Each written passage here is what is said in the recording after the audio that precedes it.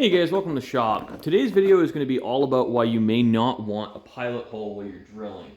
So the long and the short of it is you're going to wind up oversized if you use a pilot hole, or you make a pilot hole, even if you aren't a really rigid fixture.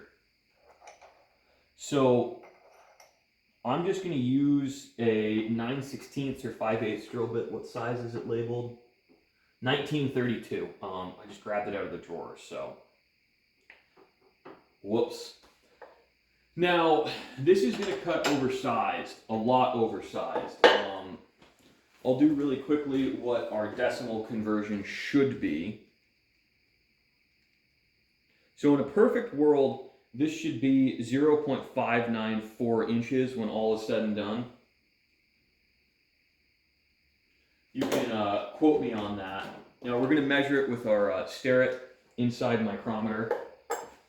Just because I think this will be a really good demonstration on drill wandering. So there's no support on the web, and this is also not really the most rigid drilling machine.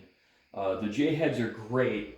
They're a lot better than most of your quote-unquote hobby-grade drill presses, but they really aren't meant for drilling large holes. This is kind of not pushing the machine, but it is putting a little bit of force to it, so we can't use our power feed.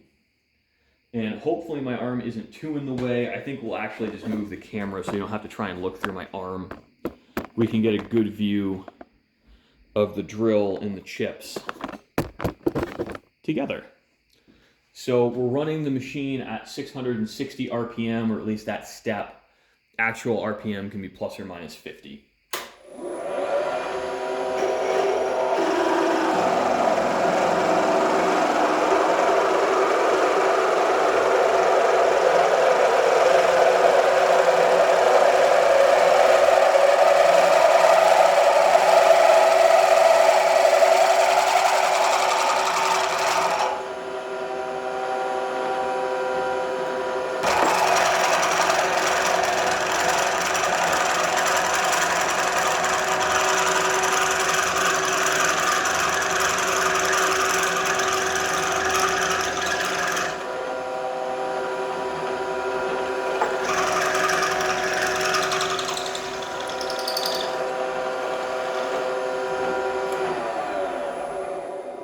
So we did make a lot of heat, which is not unexpected.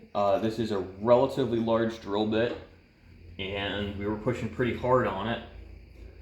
But, excuse me, oof. Yeah, the smoke is awful. This is one of the reasons I actually drill at lower RPM now. I might slow things down just so I'm not breathing that, or I'll wear a respirator. But it's hard to talk through a respirator. That squealing sound was the drill not running true. That was it weeble wobbling because the center web didn't have any support. So if you're going to drill a pilot hole, it has to be no larger than the web. I actually probably would have, if I was going to drill a pilot for this just to reduce drilling effort, I might have used a 1/8 inch drill or thereabouts.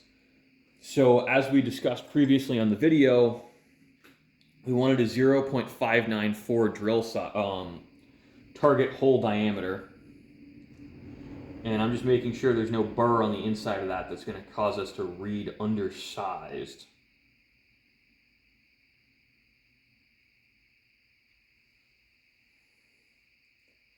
So we are 603 thousandths of an inch, so really not that badly oversized.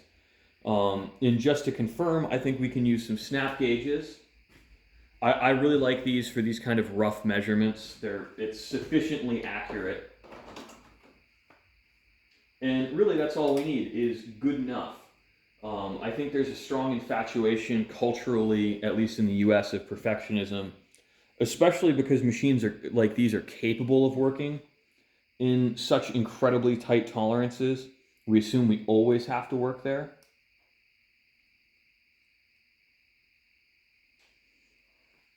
So snap gauges really deserve their whole own video, but I like to kind of wiggle this around.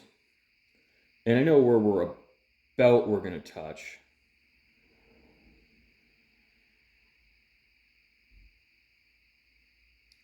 So this is reading 601, 600 on the money. I don't trust that. I think we need to clean that hole out a little bit better. It's also really easy when you're not paying attention. So snap gauge is something you need to be careful with them, is wishing a measurement into existence where you really want it to be, say, 600 thousandths of an inch. So you kind of just squeeze and crush that little,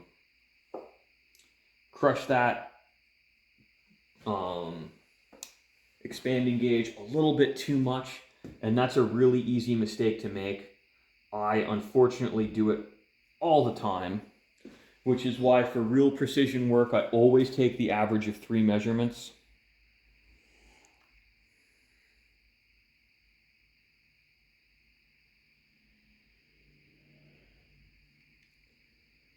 So what I'm reading now is same number. Actually, that's good. So we're getting 600 to 601 thousandths of an inch. You know, that's actually not bad. This, unfortunately, our drilling setup was rigid enough and the machine held that drill bit tight enough. I didn't prove my point of drills going oversized when you have a pilot hole. Now, why can that be? And there's 2 reasons. One, this is a really good drill chuck. These Albrechts are just, they grip. They're fantastic. And this drill chuck has minimal run out, but we also had a really rigid setup for the part. Now, on a drill press where there's some play in the spindle where you can grab it and feel it move and this and that, you don't feel that on a milling machine. And just for comparison's sake, that's the quill on my mill, and the quill on my drill press is about this big around. And also we had both axes locked on the machine. And again, this is a very rigid, this is a milling machine vise, it's not a drill press vise. So we actually had a lot of things working for us to keep this drilling on size. But just because I did it once doesn't mean I can consistently reproduce this. Typically, the reason we drill and ream like we did in our last video is because you can't do this. Like, lightning doesn't always strike twice, guys. Just because today we were able to get this drill bit in this material in this specific situation with this size pilot hole to drill on size doesn't mean we can do that next time. We can't count on this result, but you can count on the result of a reamed or a bored hole when done correctly. Where this is just, in ideal circumstances, we can do this. Now, there are ways to use drill bits as a reamer. I really don't suggest them. I'm not a big fan of them. I don't think they're reliable, but they have a place. So thanks for watching, guys. I hope you guys found this entertaining, informative, and educational. That's really our goal here, is to just make learning fun, and I hope it comes across. I love talking about this stuff and sharing it with you guys.